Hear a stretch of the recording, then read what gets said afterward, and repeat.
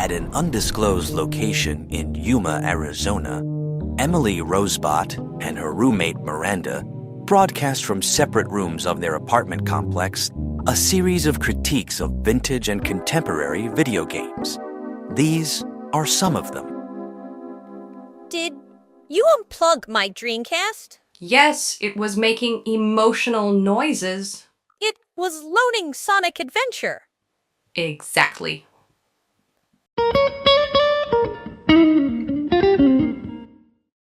I enjoy a good basketball game now and then, and maybe it's because neither one of us would be allowed to play in real life.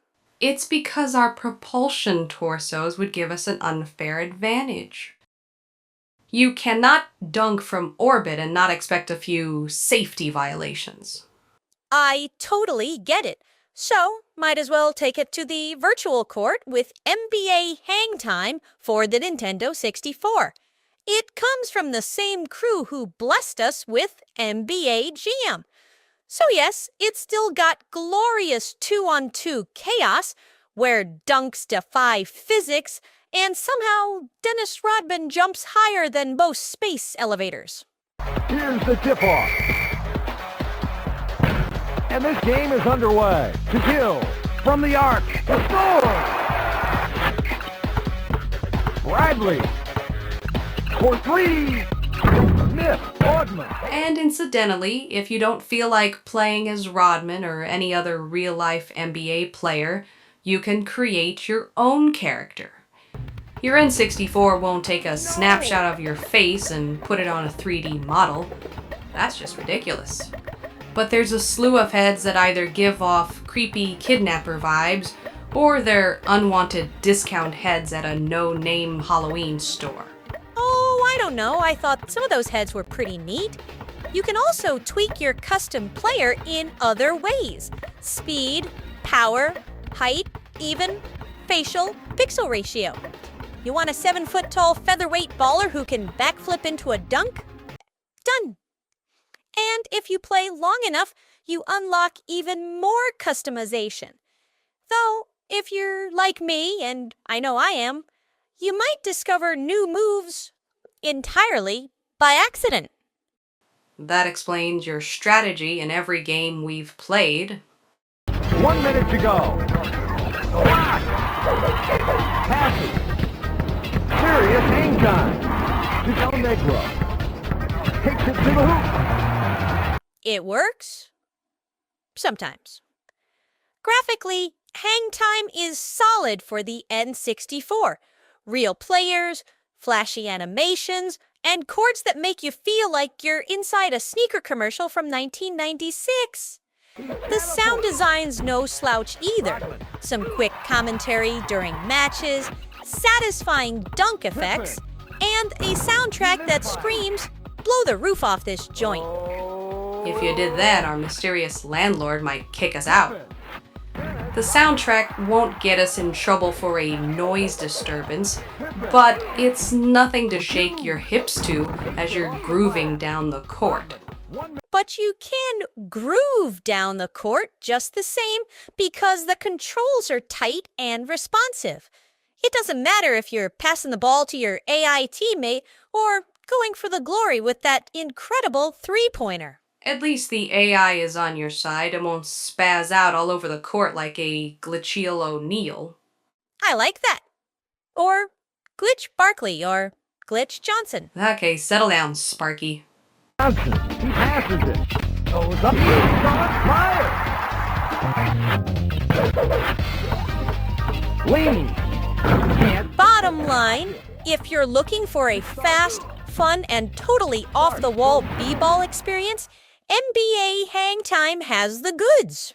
Just don't try to play it in zero gravity unless you're okay with 40-minute dunk animations. We could play it with some cheats.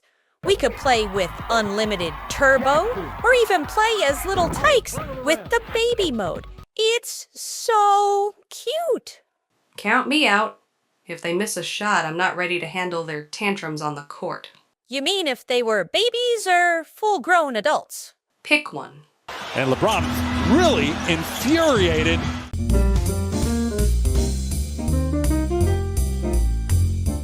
I found a new side hustle. Ghost hunting. Ghost busting.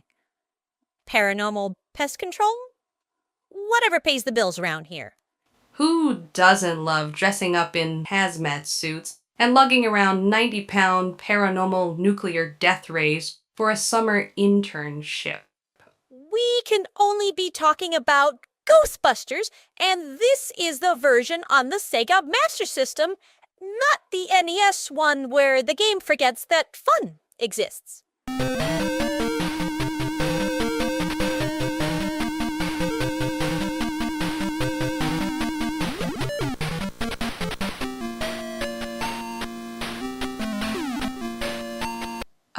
1987, when a $10,000 ghost loan was easier to get than a student loan. I know, right?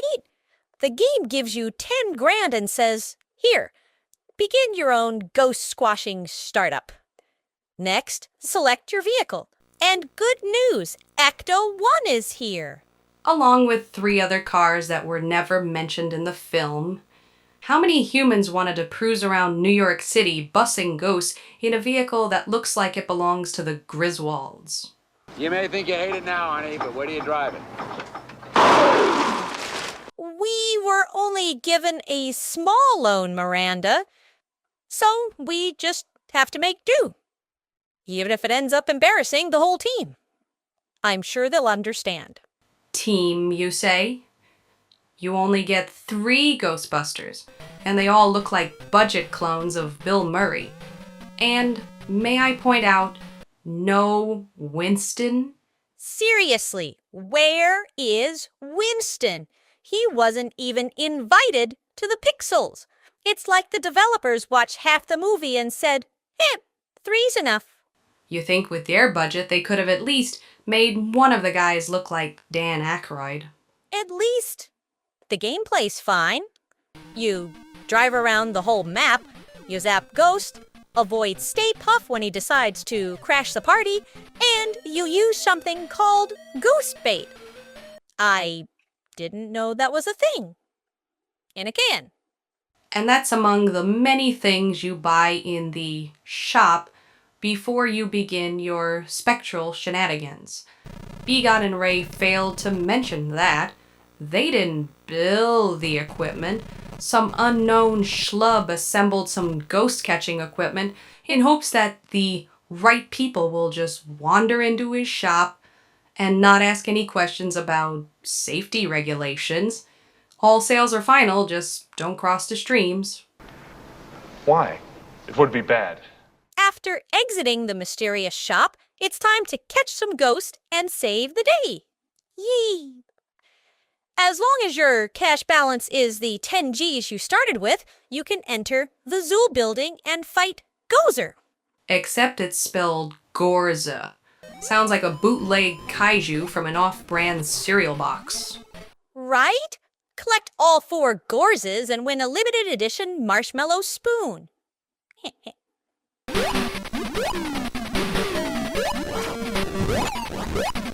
Also, the final battle lets you fire your proton packs in little tiny bursts, no continuous stream.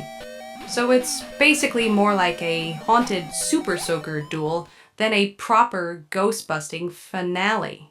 Still, I like how simple it is. The game lets you bust ghosts, cash in your slime bucks, and climb a haunted skyscraper in about 15 minutes. Like speedrunning your way through Ghostbusters orientation. Let's not forget the famous theme song on infinite loop. Forever and ever, till the end of time. No variation, no fade out. Just straight into your skull like sonic ectoplasm. Honestly, it's not terrible. It's charming. Colorful. Controls are responsive. It's just very 80s in that we tried, but no one proofread kind of way. Emily, be honest. You only like this game because it reminds you of the last alien who stood you up. Ugh, don't remind me. He said he had unfinished business on Zeta 9. That's galactic for I ghosted you, pet. Fitting. At least now you've got professional experience in ghostbusting. Indeed. So if you're craving pixelated poltergeists and a glitchy gozer, whatevs, Ghostbusters on the Master System is goofy, short-lived fun with the right amount of charm. Yes, fun. Like that $1,500 defensive wall that does Miranda? squat. Okay, Winston Zedmore deserves much better than what he got. I mean, Ghostbusters on Sega Master System was a pretty solid game, but 3 Bill Murrays in identical jumpsuits and 0 Winston? That's not just disrespectful, it's ghost-level shady. Perhaps he was off doing something radical, like not being palette swapped into oblivion. Well, justice has finally been served, retro fan style. Some incredibly cool folks out there in internet land hacked the Sega Genesis version of Ghostbusters and added Winston back into the crew. Hooray! Yes, that Sega Genesis Ghostbusters. The one with great music, amazing boss fights, and character sprites that vaguely resemble someone's cousin dressed up for Halloween. A perfect candidate for spiritual enhancement.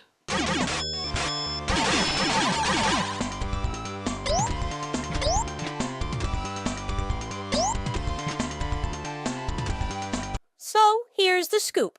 With this patched version, you can finally play as Winston Zedmore, and not just some lazy reskin.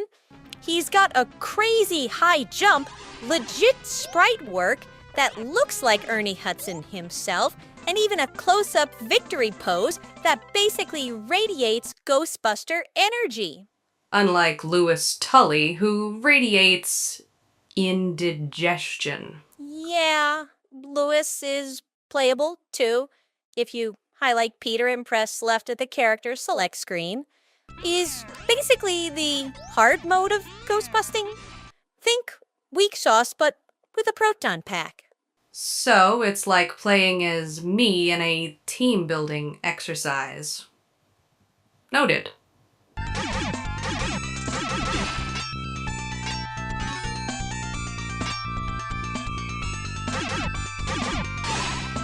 There are also features like costume color swaps, a nightmare mode, a save system that actually works, and cheat codes for infinite lives, bombs, and more. Look, I'm not saying I activated them all at once, but I'm also not saying that. A truly heroic approach to difficulty.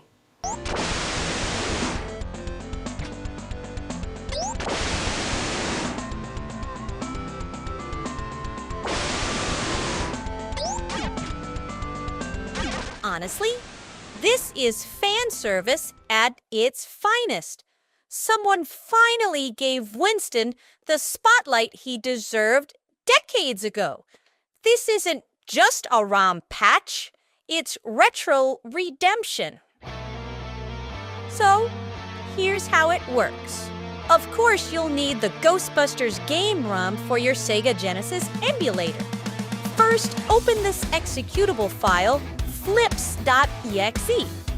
All you have to do is click Apply Patch to patch to the original Ghostbusters ROM. There you go. You're all done. Simply open up your Genesis emulator, start the game, and at the character select screen, highlight EGOM and press Right. Now you can play as Winston. Yay! And it only took 4 decades and the tireless work of unpaid strangers to fix the timeline. Bravo, humanity. You ever think about getting a summer job, Miranda? Something chill like flipping burgers at the beach shack or scooping ice cream. Nope. but I have considered launching myself into the sun to avoid small talk with customers, but why waste the paid sick leave? Fair enough. Well, turns out in 1984, if you wanted fast food employment, all you had to do was plug in a Colecovision and play Burgertime. It's time for Chef Peter Pepper to serve up skyscraper-sized hamburgers by stomping on them. Ew.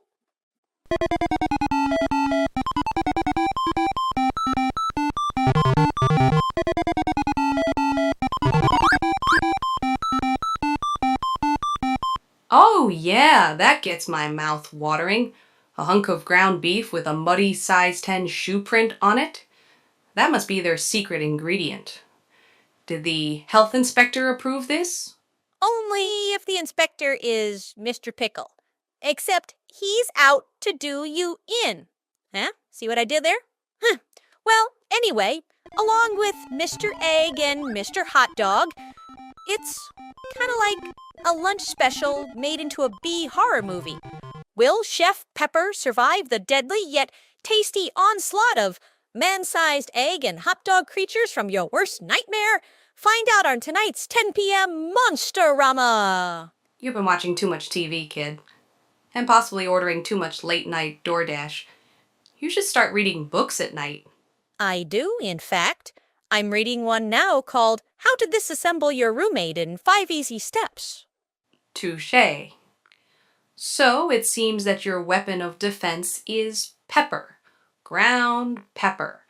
The kind you might sneeze on someone with. Amazing. Hey, I think it's genius. Stun the enemies, flatten them with falling hamburger parts, and then stack those sandwiches sky high. Yeah, that's my move, actually. Bait the food fiends into the bun, step on it, and let gravity do the rest. I'm sure the customers won't mind a few extra ingredients in their 25-foot cheeseburger. Speaking of which, they never establish who's going to be eating all these mountains of cholesterol and ketchup. After the chef steps on each ingredient, do you think any patron will devour this and think, This is a tasty burger.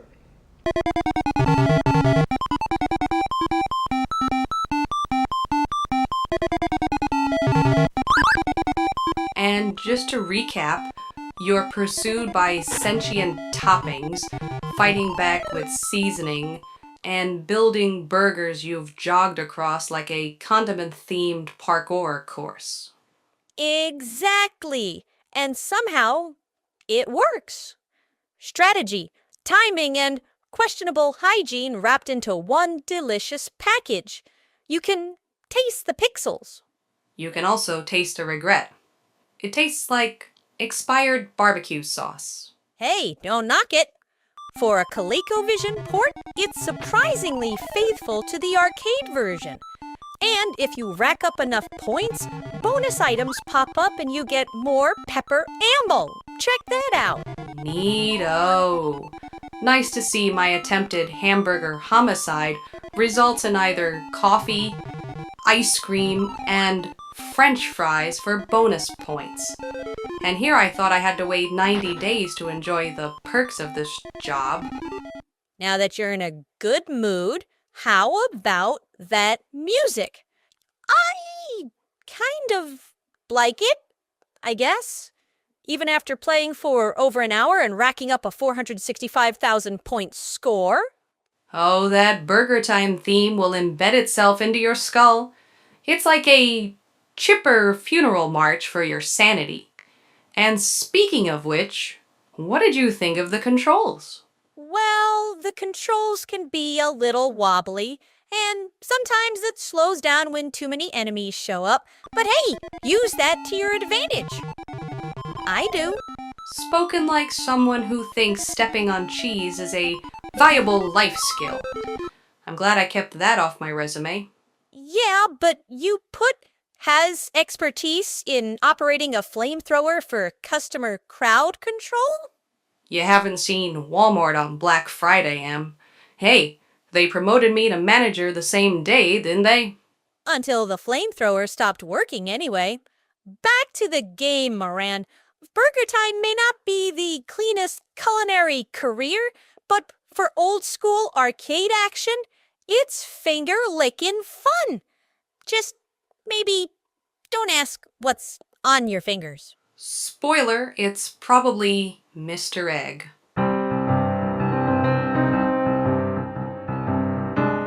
Call me crazy and sexy, but a lot of these games are too juvenile for me. When do we get to play something more mature? I think I might have the game you're looking for. It's a point-and-click adventure called Noctropolis. Noctropolis. Sounds like a horse-sized sleeping pill. What's it about? Oh, the story?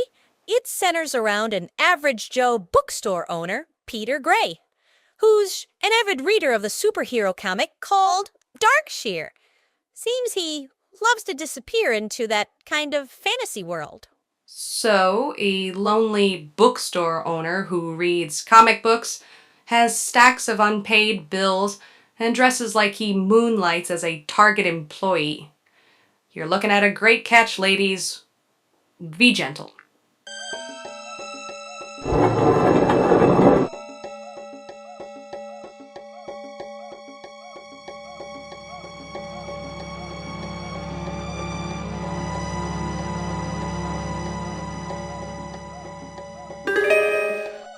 Oh, hush, Miranda. His marriage ended. He needs our support. And our mouse to guide him through the game. Noctropolis will have you solve puzzles 1 minute and then chit-chat with a villain or other essential character the next. These are called dialogue trees, so picking the right response will move the conversation forward. Choose the wrong answer, and you never know what the outcome will be. You're telling me. You can wind up dead in some scenarios, yet even if you fumble the conversation, you can simply begin again like you just met the person a minute ago. It's like every character is Dory from Finding Nemo. Can I help you? But it looks like it's the only way to move forward, Miranda. Some characters will come to your aid while others be a little more convincing. For instance, your sidekick, Stiletto. Oh, indeed. It's like every boy's wet dream. A woman in a skin-tight outfit who knows how to fight, and you get to see her in her birthday suit later on. It's a virgin comic book geek trifecta. And that's another thing. This is a mature rated game, so the little ones should probably avoid this one. You know, just to be safe. But you know they'll find a way. Even for a mid-90s game, the adult content is rather tame when compared to some of the more contemporary games. It's not going to scar impressionable youth.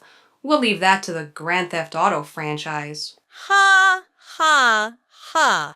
Very funny. So anyway, what did you think about the graphics? I thought they gave off a cool, gothic comic book vibe. And where would a comic book be without villains? Well, Noctropolis has got him. So this strange new bad guy enters the scene, goes by the name of Flux. If his last name is Capacitor, I'll just assume that's Doc Brown in that outfit. I remember when this was all farmland as far as the eye could see. Old man Peabody, he had this crazy idea about breeding pine trees. Anyway, right after the original Darkshire quit the scene, this guy Flux shows up and brings together all the super criminals like Green Thumb, Top Hat, the Drowumber, and the Succubus. Won't you find Darkshire's old clothes? Suddenly, these villains want to put him into you, Adam West Batman style. Will Darkshire escape from the treacherous trap of Green Thumb, or will he and Stiletto be pruned? Tune in tomorrow, same dark time, same dark channel. I'm gonna go ahead and reinstate your Tinder account. We gotta get you away from that television, kiddo. So I guess the idea of Peter running around in Darkshear's unwashed cloak is a nice setup. Better than gallivanting around Noctropolis with your Jake from State Farm cosplay. Absolutely. And playing as the new, old hero, you have powers, abilities, and important items to aid you in your quest. Just don't disregard the useless items, because you never know when a piece of sausage might come in handy. Since the controls are nice and simple, you can bring up your inventory, move around, and solve puzzles like you were destined for this job. It's not a job that's gonna last forever. If you save your progress often and can solve puzzles with ease, you should finish this PC game inside of 3 to 4 hours. If you're a minor, don't make the mistake of asking your mommy to help with the more complex puzzles. It's a surefire way to ensure you'll never get your hands on an adult-oriented game until you're in your 30s. I don't think we should be telling the young ones what to do. Too late. We've already poisoned America's youth. My work here is done.